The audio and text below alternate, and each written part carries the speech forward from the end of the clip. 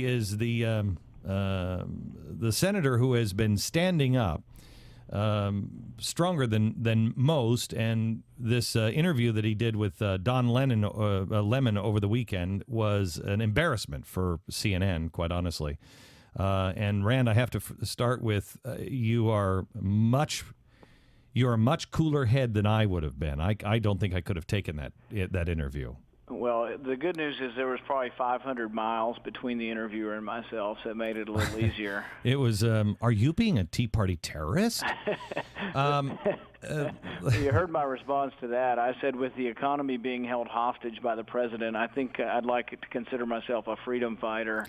I have to tell you, I think the Tea Party is, and the conservatives, real conservatives, are being set up.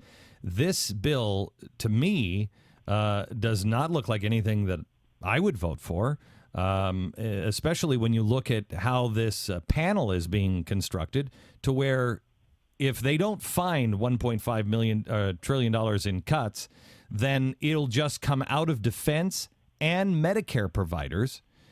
Just off the top. And then on top of it, if you vote against this bill, you can't be on that panel. Yeah, the main thing that gets to me is that it never balances. And to put it in perspective, the Ryan budget would have taken 28 years to balance. These caps are above the Ryan budget. Holy cow. The House is already adhering to the Ryan budget voluntarily since they passed it in the House. And so they're going to have to go back to all their appropriations committees now, and this deal will actually increase spending above the Ryan budget, which took 28 years to balance. So are you going to vote for it? No, I can't. I can't vote for anything that doesn't balance, and it's funny because I'm going to vote no, but they're saying the Tea Party won, the Tea Party won. But I think they kind of misunderstand winners and losers. I'm really more concerned about the country's future than I am about whether some segment of some party wins or loses. We really face, and I just got back from the Senate floor, and I said that we will default, but it has nothing to do with raising the debt ceiling. We're going to default by increasingly paying for our debt with dollars that are worth less and less each day. Right. We're not. That's not a default the way the world understands default. That is we're in the Weimar trap. Yeah, and if people are prepared to carry their money to the grocery store in a wheelbarrow, that may be coming, and we're already seeing, gas prices doubling in a 2-year period is pretty significant, but it's not just gas prices. Food prices are going up, and for all the talk of class envy, the people who should be on our side are the people who are struggling to get ahead and the seniors who are on fixed income, because inflation steals their wealth. And inflation comes from debt. And as we pile the debt on, the only way we pay for the debt is with devaluing the dollar or raising prices in the store. How many of the Tea Party Republicans are going to stand against this? Well, I want to be optimistic, and I was giving some of the guys in the House a hard time because I told them we might get a third of the Republicans against us. We might get 15. But I could be overstating it, too. It might only be 10. But I'd be surprised if there's less than 10, and I'd be encouraged if we had 15. Really, this is not a solution. This is a deal, and there's a lot of details to the deal, but it's not the solution. And the main thing about it is the cuts that they talk about are cuts off of proposed increases. This deal will add $7 trillion to the debt over 10 years, and I think we face our day of reckoning before that 10 years comes. Oh, I think we face it a lot sooner than that. Let me just give you a couple of other random questions. Libya. I don't know if you're following what Putin is saying. First of all, Putin is saying on our debt, he told a group of a Kremlin youth camp group that Americans are parasites now, that we are being a parasitic creature off of the rest of the globe. Does that concern you at all?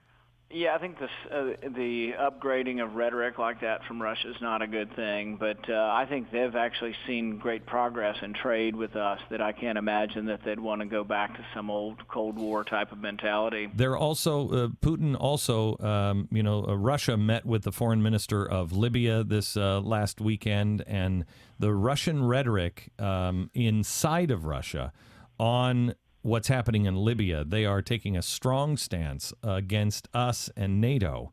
in Libya. Are you concerned at all that this is at a time when in November we most likely will be cutting our defense budget because of this bill, that we are headed towards some real trouble in Libya? Well, my main concern about Libya is that I'm sort of old-fashioned. I think you should go to war with a congressional authority, but not by going to the UN or Arab League and asking them for authority. So I've really been an opponent of going to war without a vote in Congress. And this is a big contrast from Afghanistan and Iraq, where we had much debate and we had votes in Congress. This, I think. Do you even know why we're in? Do you even know why we're there?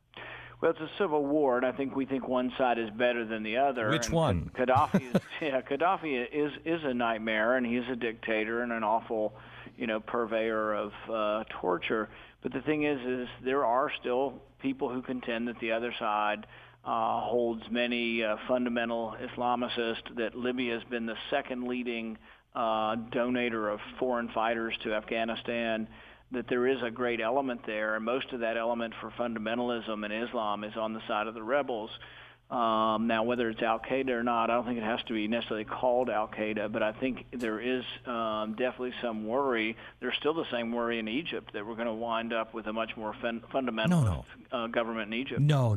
That's crazy talk. Don't get into that conspiracy talk. So, Rand, one more question, and that goes to the American people. I am increasingly frustrated because I see a group. At least I have the hope of there's some people on the Hill that are now fighting the battle. They are now standing their ground. You guys didn't give in. You fought the good fight.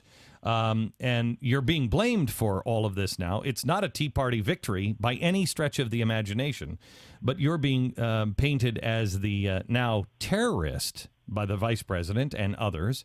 They're calling you a terrorist.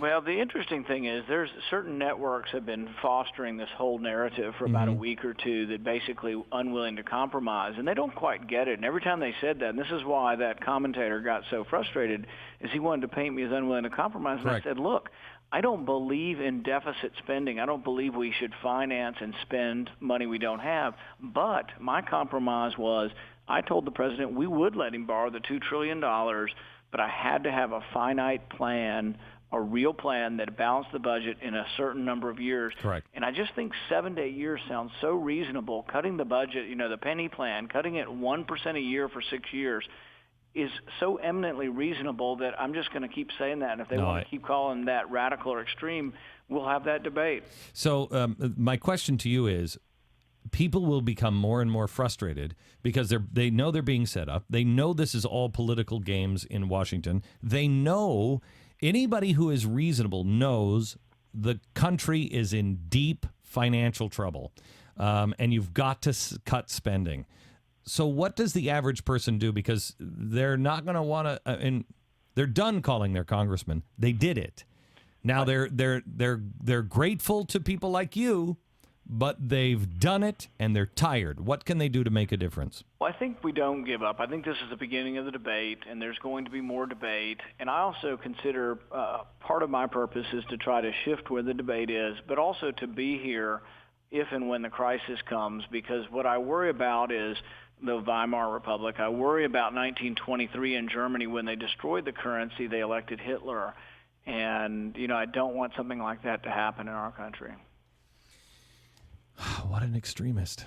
Senator Rand Paul, thank you very much. I appreciate it. Good to be with you, Glenn. I'm glad you're in Washington, sir. Thank you. You bet. Mainly because I'm glad I'm not. He'll be there, so we don't have to be. GBTV. The truth lives here.